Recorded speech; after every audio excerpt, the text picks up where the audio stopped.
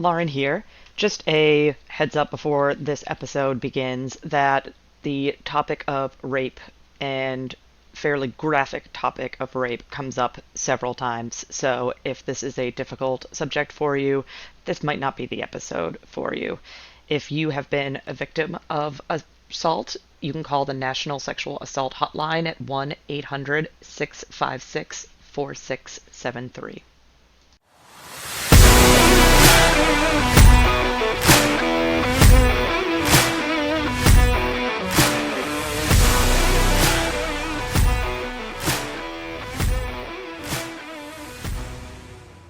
Welcome back to Who Are You, a CSI podcast. I am Lauren, and I have seen CSI through and through around 3 to 4 times.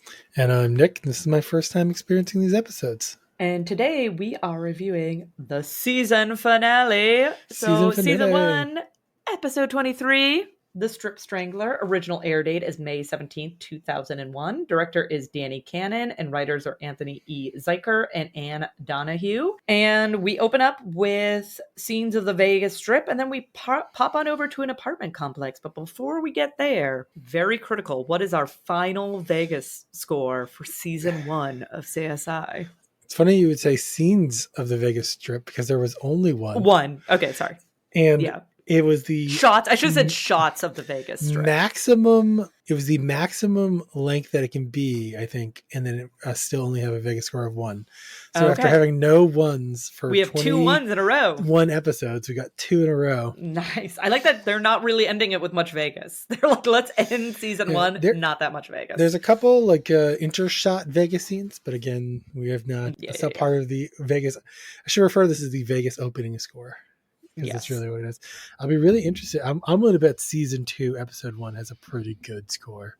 We shall find out. Because you're going to want to get a lot of new viewers. You really want to remind them where they are. Yeah, where we are.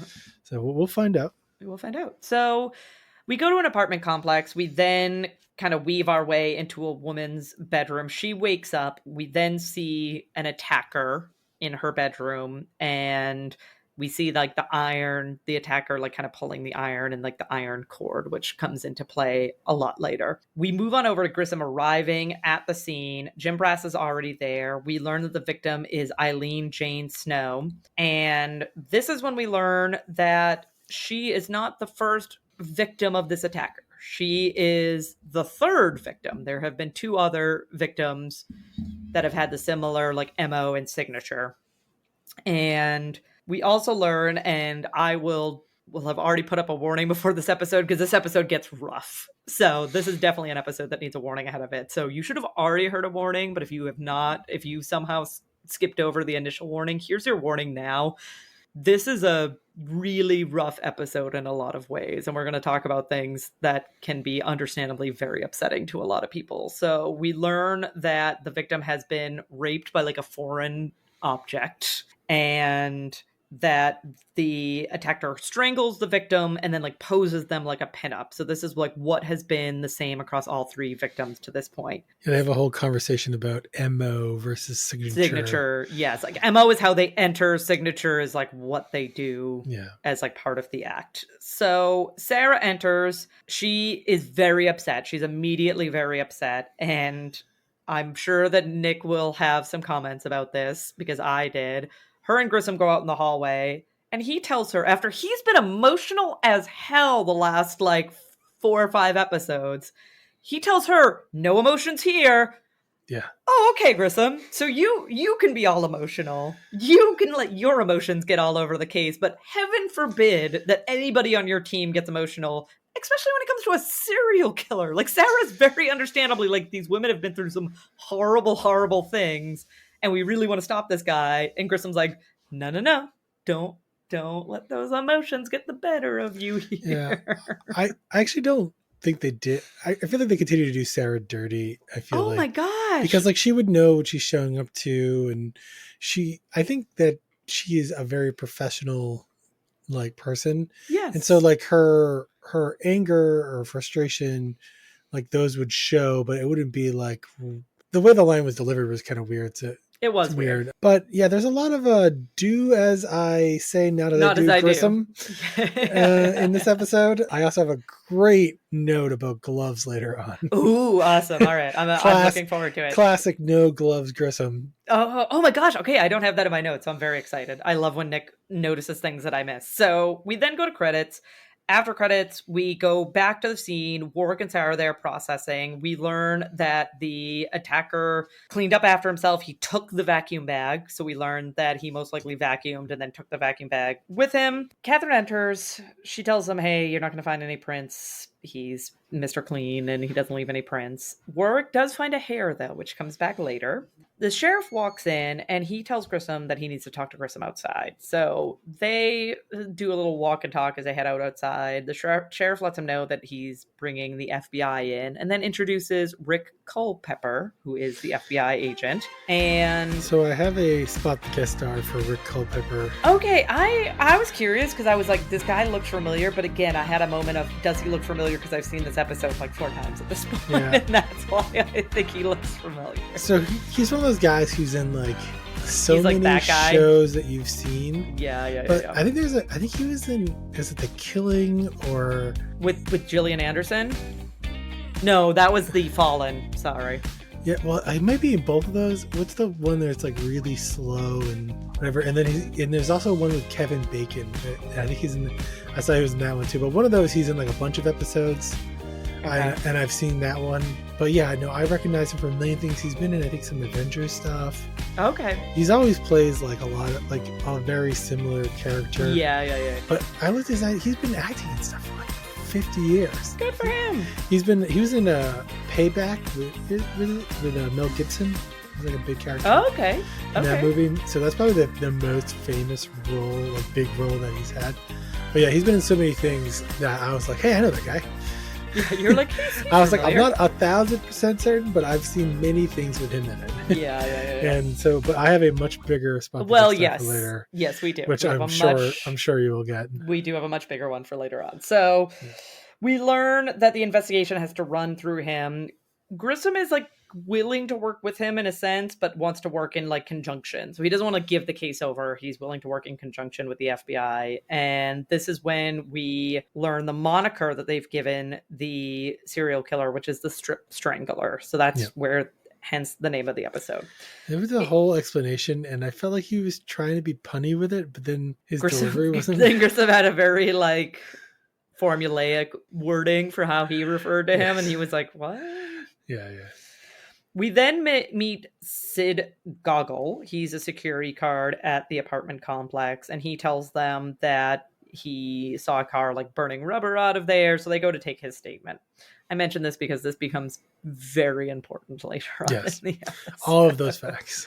All of those facts become very important later on. It sounds like doesn't really matter. It comes back around, guys. There's if you a haven't line watched the in episode. Like the next scene or two that I was like, oh, when this is a classic second walkthrough. I went, oh, what a great foreshadowing. Yes, I will also agree that I didn't necessarily catch it that great on the first watch through. On the second one, I was like, oh, that's what you're saying. So we head on over to Grissom and Nick with Doc Robbins. We learn that the latest victim was tortured for 6 hours before she was killed. We also I just want to say killed with air quotes because I had to rewatch this scene. That actor is easily very clearly is she breathing?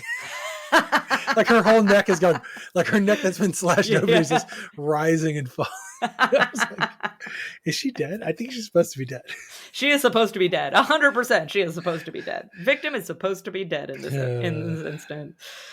We learned that they find a polymer in her uterine wall. And this is when we also learn the fact from Grissom that, and this plays back in when we loop back around to this, that signatures return to their scenes. Yes. Keep that in mind, folks that haven't watched the episode. Signatures return to their scenes. Which is a definite foreshadowing. The other thing was, did they never really tell you what the polymer they found inside this victim is? But I swear to God, it's part of one of those black lids on a coffee cup. Yeah, I don't think they ever really come back to that crime part of it. Yeah, I don't think they do. Then we also learned that that Dr. Robbins found some fibers. They appear to be cotton and terry cloth. We then go to Catherine with Greg. They have this whole conversation about, if you find this guy, this will be this towel, then you'll have your killer. And I had to write down in my notes in all caps, you have his DNA. You do not need a towel. Yeah, you don't need a towel to prove it's to him. prove it's the guy. But come to find out, I know. We'll learn. So this plays very well into the next scene. So we go to Catherine with Greg Sanders. The semen does match across all 3 crime scenes. Greg Sanders also points out that there's a unknown red substance in the ejaculate. So there is the ejaculate plus like random red substance that's not blood. They know at this point it's not blood, but they don't know what it is. Listeners, we loop back around to this. Catherine then walks into the sheriff in the hallway. They have a brief exchange where she's saying like, oh, I'd like to continue this conversation, but I don't have an office. And he's like, that's part of what I want to talk about. Bump, bump, bump, foreshadowing. We go to Sarah looking at a hair from the scene. Warwick walks in. We learn from Sarah that there is no skin tag on the hair. So this is not like a ripped out from the scalp, because that should have a skin tag alongside of it. This is probably planted there. And then both of their pagers go off because, it's 2001 and their pagers go off. Can I say, is it not possible? Like, do you know how many hairs you lose in a day? All the time. That like they're just immediately like, oh, he must have planted this, not that he lost it. I have such thick hair, so obviously Nick knows me in person. I have such thick hair. I don't know how much hair every day. I'm sure a lot. Yeah. And I would never notice. And it doesn't have skin tags because I'm not like ripping it out of my head. It just happens to like fall out of the very thick hair that I have atop of my head.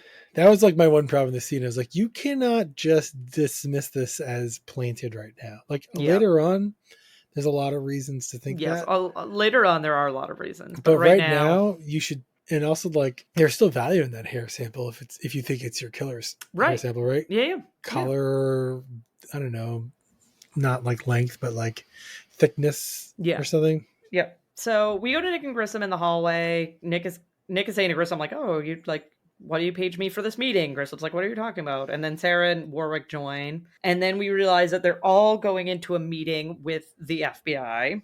But Grissom dismisses the team. They walk in and then Grissom is like, nah, team out. Dismisses the team. And this is when we learn the FBI's plan to send Seidel in as a decoy because she fits the victim profile. She's like a tall brunette, like younger, tall brunette. And that's like his victim of choice. I was trying to think, like, it's a big city. There's a lot of supermarkets or whatever.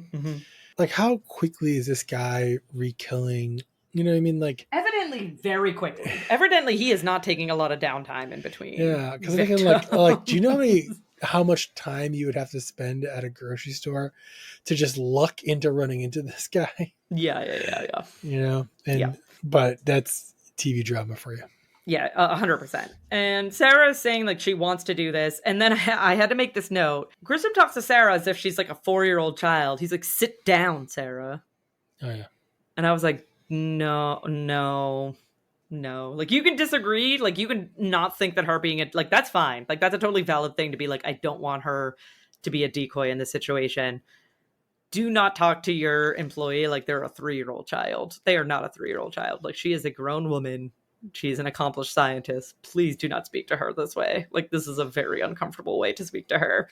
And then Grissom is letting, the FBI know that, like, this killer knows enough forensics to be dangerous. This is, not how they should be trying to pursue him. Yada, yada, yada. We have this, I guess this sets up a scene later on, but we have an odd scene where Nick goes back to the apartment where we see the first, where they found not the first victim of the killer, but the first victim of the episode. And he ends up finding a reporter in the closet who scares the living daylights out of him. And they have a back and forth. And he just lets the reporter go.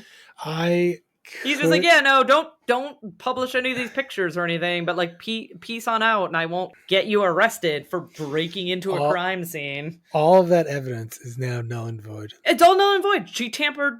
You don't know what she tampered with or what she touched. You knew it, and then you didn't tell anybody. And then you didn't do anything about it. It's so strange. So it does set up a later scene, but it's still very, very But not weird. Really. That wasn't necessary. It wasn't necessary. No. To set up the later scene, I don't think that this is necessary. But I think they wanted to introduce her before that scene. I think there were other scenes that maybe got cut. Like maybe she had a bigger role in the show. Yeah, maybe she had a bigger role. Yeah, I can see that. I can 100% see that.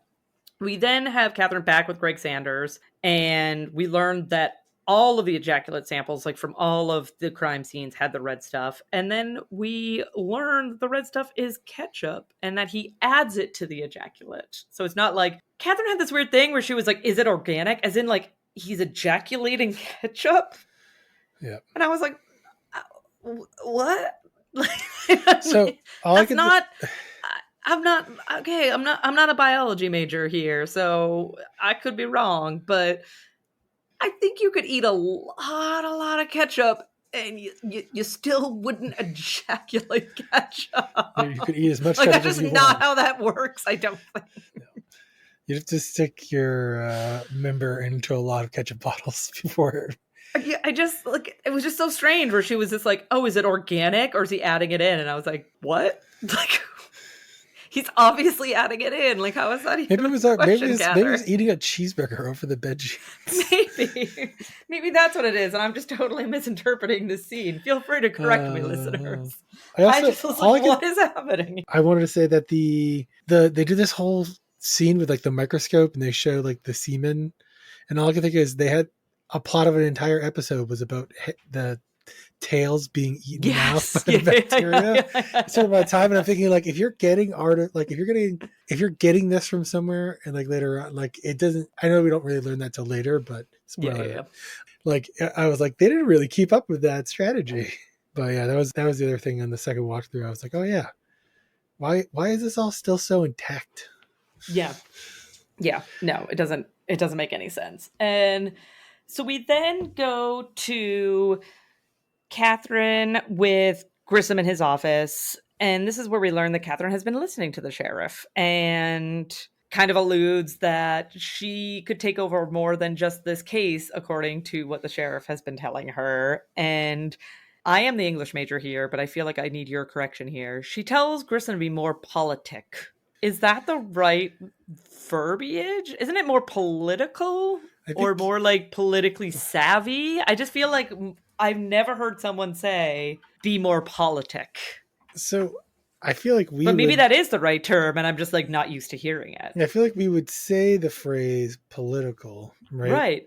But like politic is like an adjective, but also like a lot of times when we talk about there's a French phrase, I think realpolitik, which is like, I think it literally means the real politics or whatever. Okay. And so like I could see it, like I've heard it used in that context. Yeah, that's what I was like. I'm sure it has been. I'm just like, oh, it just sounded like it just didn't like it didn't flow well for me. Yeah, but we typically say to someone, you need to be more political. Right. Or like politically savvy. I think I'd probably say you need to be more politically savvy. Yeah. I don't know what the adverb versus adjective breakdown is, but I think that's more an archaic form of the word these days. But you know what writers like? Vocabulary. It's true. It's true. Nick walks in, he knocks, he walks in, and this is when we learn that the killer has been wearing thick latex gloves. Not just regular latex gloves, because those leave prints. He's been wearing thick latex gloves because those don't leave prints. So this is when we learn this. We then go to Grissom with Jim Brass. He's in Jim Brass's office. And I mean, I love Jim Brass, but Jim Brass is like, could this be Paul Melander? Yeah. And Grissom is like, no, like these two cases are like entirely different. It's not Paul Melander. I feel like that's really there for the audience, right? Yeah, I had to laugh. He's just like, what are you? For the viewer at home who thinks this might be related back to the plot line that we abandoned 20 episodes ago. It's not. It's not. This is not the same thing. It's unrelated. It's unrelated. Paul Melander will never be seen again. This is when we also learn that Jim Brass does not like using Sarah Seidel as a decoy, but sort of lets it slip to Grissom that the FBI is still going to do it anyway. Yeah. He's like, oh yeah. And he's like, they can't have Sarah. And Jim Brass is like, all right, well, they took her. So I don't know. So we go to what I label decoy HQ. So they're like, the van. Yeah, the van and all the vans and all of the FBI personnel. And this is where we learned that the sting operation is going to happen at a grocery store where it was confirmed that two other of the victims have shopped. And this is where Sarah and Grissom have an exchange, and Sarah lets him know, this is my idea, and we tried it your way, but it's taking too long, and I need to do something, and wish me luck. And so she goes in. So we pan to the grocery store, and Sarah is just awkwardly walking down the end aisle. I had to put that down as a note. I was like, she is walking so awkwardly down, because she's just like walking with her little like basket and just like awkwardly staring down an aisle and then being like, no, checking everyone out. I didn't catch this until the second watch through. They're on 3 hours of this. She's been in this grocery store for 3 hours just walking up and down this aisle. Wait, do they show that or say that? No, somewhere? They say it. They were like, they say something about it being a 3-hour operation already. Oh, okay. And I was like, I missed that too. I missed it until the second watch through. And then this is where we have our second Spot the Guest Star. And probably our biggest Spot the Guest Star, I would say. I would hazard to say. The child psychologist who's the dad. Oh, okay. True. He's up there. He's up there. He's on par, I would say. Yeah, okay. So different decade. We have our second Spot the Guest Star, who is Rainn Wilson, whose credit in this episode is Guy in Supermarket. You probably better know him as Dwight from The Office. Dwight Schrute. And I say that as someone who's never watched The Office, and I still know that he's Dwight from The Office. I was gonna say, I assume you know who this person is. I don't know if you've ever seen The Office. I've never seen The Office. I suffer from what I like to call secondhand embarrassment.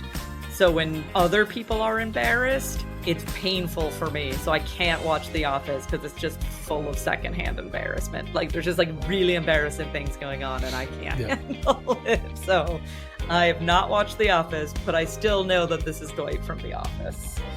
So this is Rainn Wilson. So he ends up like kind of walking past and then he comes back around and this is like, the FBI is like, oh, like guy comes back. He ends up asking Sarah for a cigarette.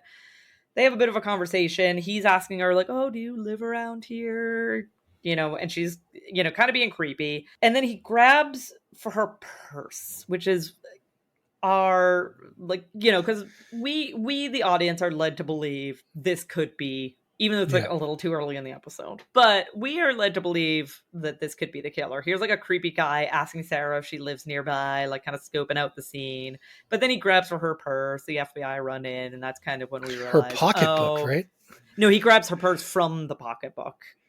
Isn't the pocketbook the small thing and the purse the bigger thing? Yeah, maybe you're right. I don't know.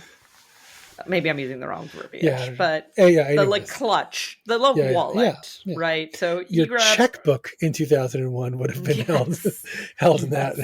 Would have been held in this. So he grabs that and, FBI goes in, Grissom goes in. This is when we learn that there's been a similar murder at the Monaco Hotel. So, and Grissom go ahead. Before we move on, shout out to Rainn Wilson. For a guy who's only credited as Guy in Supermarket. He had a lot of lines. He did. And he delivered them very well for he was a creep. Supporting actor. Yeah. No wonder he went on to have a successful career. Yeah. By landing only one role.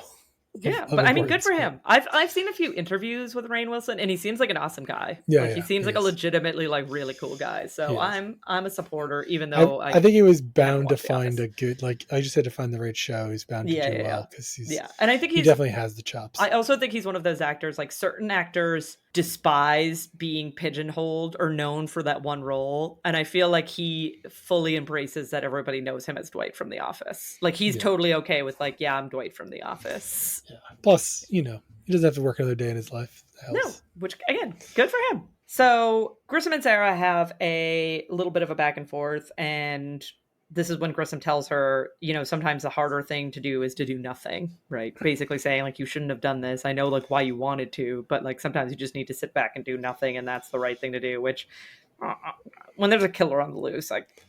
So that's how I found the baby Grissom. Yeah, exactly. Who was like shoving all the other samples out of the way to make sure that his stuff got processed first. But, again, Do as I say, not as I do. We go to Grissom and Catherine at the Monaco, and they're very quickly picking up discrepancies between the scenes. So, like, in this scene, the cord is still attached to the lamp, wherein the cord had been, like, ripped away from whatever appliance it had been attached to at all the other scenes. The books, hadn't been disturbed at all. So, was this staged? We're introduced to the husband of the victim, Brad Walden. Comes back around to him pretty soon. But before then, we go to Doc Robbins with Grissom. He's saying that, this fourth victim, very similar MO.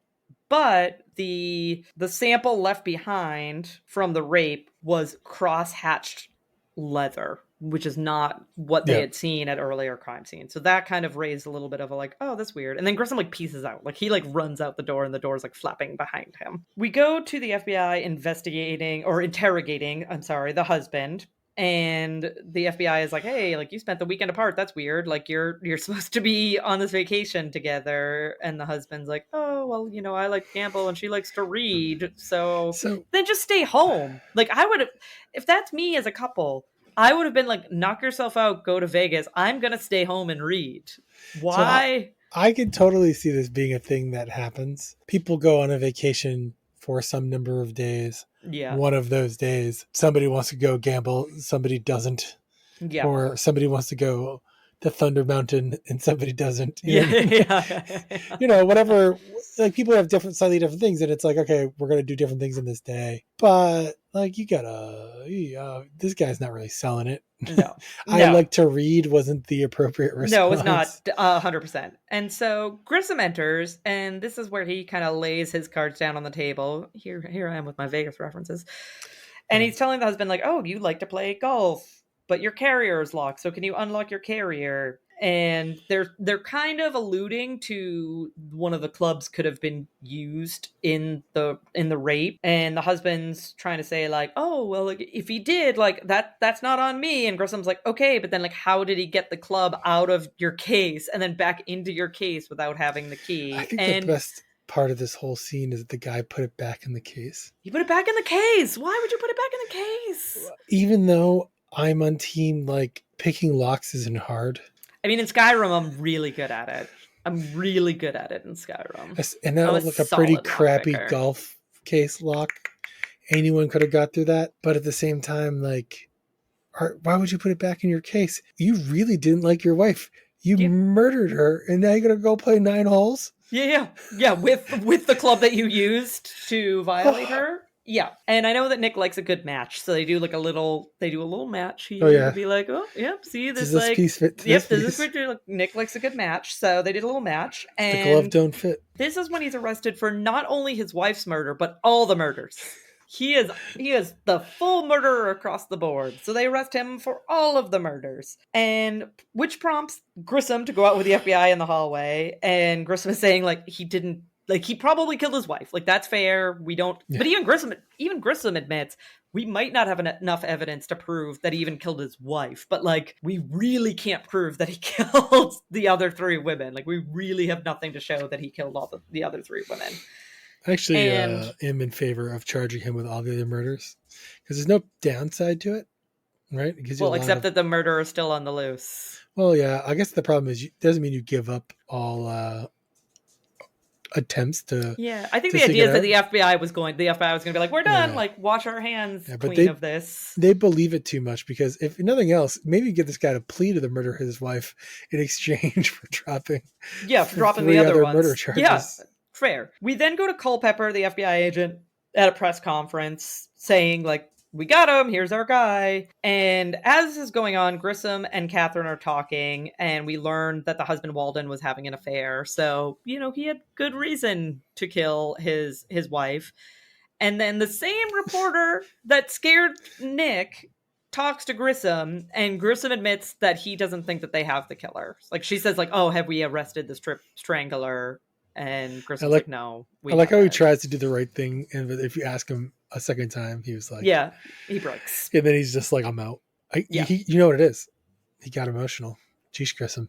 You gotta leave the emotions behind. Your emotions under control, Grissom. Stop having it be so personal. Seriously, chillax. We go to Grissom with the sheriff, and he wants to know why Grissom is like counteracting, what was said at the press conference. And this is when we also learn that Grissom is being sent on a quote unquote holiday because he was playing with the sheriff's career. So he's being put on leave and being Hope the sheriff gets promoted soon. We shall see. He's been meddling in a lot of affairs. Yeah. So we then go to the team in the locker room, and the general consensus is that it's not fair that Grissom is being removed. And this is where we also learn that Catherine is now the boss. So Sheriff has indeed usurped Grissom and put Catherine in his place. We then go to Grissom at his home. We see, as he's like kind of looking through some of the evidence, a reenactment of the crime. Catherine enters. I guess Grissom just leaves his door open. So Catherine just came on in. She said it was open or unlocked. I can't remember. I think she said, I have door open, but it could be either way. And we learn that Catherine passed on the job because she does want to get promoted, but she wants to get promoted on merit. She doesn't want to get promoted because Grissom's terrible at politic. Yeah. And she lets Grissom know that as far as she's concerned, she lets him know, not even as far as she's concerned, she lets him know that the entire team are civilians as long as Grissom is a civilian. They're all not going to be working until Grissom is back to work. So we then have the team minus Catherine examining cases at Grissom's house. So they're kind of sitting around his table, looking over the past cases, trying to find some commonalities, find some, something that sticks out to them. We then go to Catherine with Greg Sanders, and we learn that the semen that is mixed with the ketchup shows up in the database. So we have a DNA match, which I struggled with this timeline because I swear they said he got out of jail. I think they said 2 days ago. So this brings us to Grissom and Catherine going into a bar, and they talk to the bartender, who is the DNA match, and he's letting them know that the last place you would find him would be a women's bedroom. And they're trying to be like, but do you know these women? And this might end up being the title of our episode because I love this line so much. His response to them is, "That's straight boy stuff." Like, I'm not killing women. That's straight boy stuff. Unless we're picking out shades or something. Yeah, unless we're picking up drapes. And so this is where, and this never gets followed up on. They just take him at his word that the semen was planted. Yeah. He's a gay guy. He obviously didn't kill these women. Case closed on this front. I do like this episode, but this was as I was watching this, I was like, wow, they really give up on this line. This line of investigation really, really You gotta read a person, right? You gotta believe what they say. Can it seem worried or threatened? Yeah. Probably doesn't fit the profile. Yeah. And so we go back to Sarah and Warwick with Grissom. The best line, which was, "Could you identify them?" And he said, "I would have had to have seen their face." He chops his teeth. I'm like, oh. That one will not be the title of our episode, but it's also a really good line. That's a good one. So we go to Sarah and Warwick with Grissom. They're talking about the found fibers, and this is where we learn that all 3 victims were not members, but did trials at Strong's gym, and that the towels are from the gym. And then we move to Nick in evidence. He is calling Grissom, and this is where we learn, and listeners, we told you we'd loop back around this, there was no burnt rubber. So this Sid Goggle guy was saying, oh, this car peeled out of here, there was burnt rubber. And Nick is saying, no, there's no picture, no pictures show it. No, there's no notes from Jim Brass or O'Reilly saying that they noted this. There's no pictures taken by the senior CSI on the case.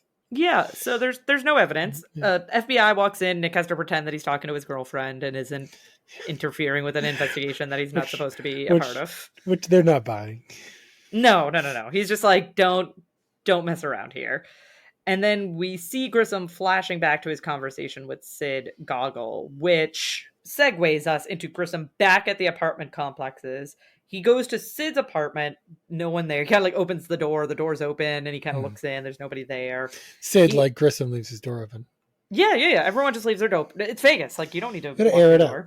Yeah, you gotta air it out. And he follows, like, there's like brown water. Yeah, brown water. So he follows that to the trash, and that's where he finds ketchup packets. Yep, which will have at least one person's fingerprints on it. Yep. Gil Grissom's. Yeah. Because he did not wear gloves. Oh, is this where he didn't have the gloves on? I was like, this is the guy you now are really sure is probably the killer. You are digging through his trash without gloves on. You strike me as the kind of person who keeps a rubber in his wallet at all times. Yes. A rubber glove. A rubber glove at all times. As he's, I guess, just touching the trash without gloves on and contaminating evidence. He does use a pen a little, the classic push things around with a pen, but then he definitely picks up, I think, the packet with his fingers. Okay. So as he's doing this, as he's totally negating his duties, he hears laundry. And so he enters the laundry room, and this is where we see the laundry basement. Yeah, well, I mean, to be fair, I've lived in apartments that laundry was in the basement. So not in Las Vegas, you haven't. No, that is true. Basements. Oh yeah, they don't generally have basements. No, they must. They probably shut that on location. No, they would have basements. It's not like New Orleans that gets too much water. Well, usually they get no water, so they probably have basements. Usually, you don't build a lot of basements unless it gets really cold. It's just more expensive. But again, it's commercial buildings are probably very different too. Yeah. So Sid is at the washer, and he's washing gym towels. Crazy enough. Gil Grissom. Sid Goggle. I thought you were too busy with the FBI to talk to me. These investigations are always in flux. Am I interrupting your laundry? Just doing some gym towels. And I just like to think that his whole life he only showers with tiny tiny little 1 foot by 2 foot gym towels. And as he's talking to Grissom, he pulls off his wig. So he's been wearing a wig because, as Grissom has deduced, this killer probably entirely shaves so he doesn't leave any hairs at the scene. So he pulls off his wig and shows that he has a fully shaved head. And Grissom is trying to understand from him, you took all of these steps for us to not find you. Why would you bring traceable towels to the crime scene when you took all these other steps? And Sid is trying to say they're not really to be fair to the mass murderer. Let's cut the serial killer some slack here if we shall. They didn't catch him because of the towels. They caught him because he targeted people, but because they went to the gym. That, and they also caught him because they got onto the gym. He had to inject himself into the crime scene. One of the big things that broke it was Nick was being there's no burnt rubber, and if he had never stepped forward and said I heard someone peeling out of here, they never would have. Getting the signature guys returned to the crime scene. Yeah, so this is when his towel gets caught in the agitator, which I didn't know that's what it was called in the dryer. So it gets caught in the washer. The washer. Yeah, it's the part that spins back and forth on a top load. Yeah, so it gets caught in the agitator, and Grissom is trying to point out, hey, that's something that we could use to prove that, these towels connect back to you. I almost wanted to look that up because I was like, is that I don't know. I mean, maybe. I did.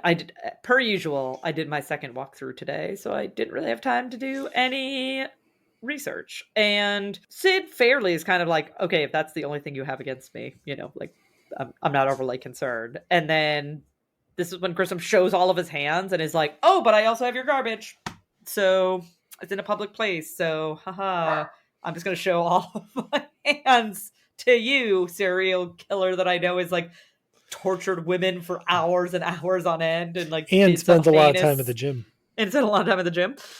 And this is when Sid attacks Grissom because, duh. Hits him with a wrench first in the arm. Yeah, and then Catherine shoots him. because Catherine is the badass that we all know she is. And she just comes down the stairs like, bam, bam, bam. Done. And he did have like a shovel. He picked up like a shovel to like kill. Yeah, to go hit him again. And then Catherine was like, pew, pew, pew. So Catherine, being a total badass, takes care of the situation. The FBI arrives shortly afterwards. Grissom has like one of the lamest, like he's trying to sort of apologize, which he should, because what were you doing? But he has one of the lamest lines. I'm curious to see how you feel about this. Grissom says like he just wanted to talk. Yeah. No, what? He had no, everything about this season says you had no right to be there. You didn't want Sarah to be a decoy with like the backup of the FBI and all, you know, like a lot of fail safes in place. But you think it's okay for you to just go talk to this serial killer with zero backup, with no fail safes in place. Like that's okay, but you're gonna give Sarah a huge headache for willing to be a decoy, you know, with the FBI's help. Grissom. This watch back does not make me like you as much as I usually do. Do as I say, not as I do. We then have the sheriff and the FBI giving another conference and another press conference, and they are giving no credit to the CSI team. They're just full credit to the FBI and like vague references to law enforcement, but no references to CSI. I really liked, I don't know how intentional this was, but the juxtaposition of this versus last episode with Nick, you got to do it, you know, not for the glory. I didn't even put that together, but yeah. So Warwick, who wasn't part of that conversation, he doesn't need props. He's the first one who says, we don't need props. Yeah. So and that's why he gets to work the cases alone. Yeah, so the team is at the diner. They're watching this press conference on the TV. Warwick says, like, we don't need any props. Like, we're good. Sarah's asking if they have a breakfast budget because none of them have any money. And, you know, I don't understand why they don't have any money. I don't know either. You have a good paying job. Yeah. Is the implication because they haven't been getting paid because they all walked out? But Sarah's not a CSI. So, like, who knows what she's an unpaid intern. She's an unpaid intern. And we have... I enjoyed this scene. We have a scene with Grissom and Catherine, you know, as the rest of the team is going up to get the food. And Grissom is finally admitting fault and saying, like, I shouldn't have put you in that position to Catherine. And Catherine, again, being... I thought that was supposed to be a pun. Like, it put you in the position of being in charge. Oh, yeah, no. It was like in the position of having to shoot Sid Goggle. And... I feel like Catherine she would wanted to have shot Sid Goggle, right? Well, Catherine being, again, just the epitome of badass that she is like, I never doubt and I never look back, so I'm good. Don't care that I killed a man. Like, I just move on with my day and I go on to the next thing. Did what I had to do. Yeah, did what I have to do. So, Nick. Have you seen my hot engineer boyfriend?